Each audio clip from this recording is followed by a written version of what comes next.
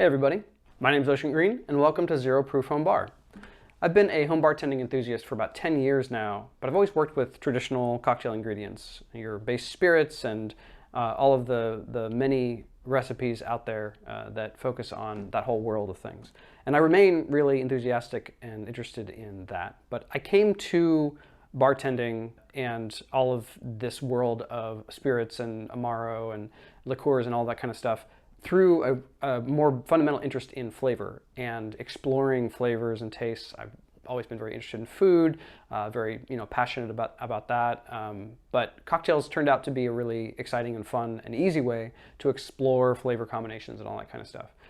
But to be honest, I've always been a little bit frustrated at the fact that making a cocktail and then drinking the whole thing inevitably gets you one step closer to intoxication, a headache the next day perhaps, all that sort of thing. So I'm actually really excited that there's this proliferation of all of these non-alcoholic products on the market now.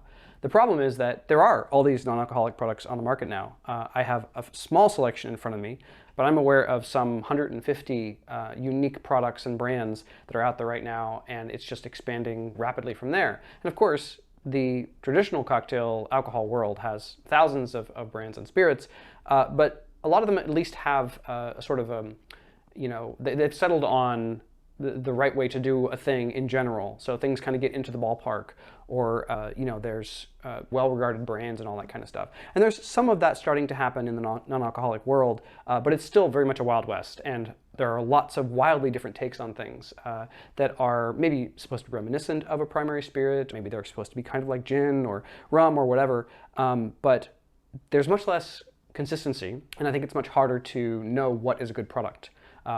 On the bright side, these things being non-alcoholic can be sold in like Amazon and other regular stores.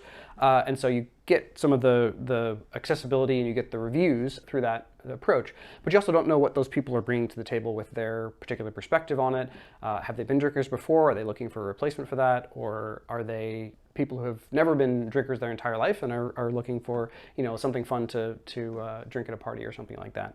So just so you know where I'm coming from, as I said, I've been working with traditional alcoholic cocktail ingredients for about 10 years.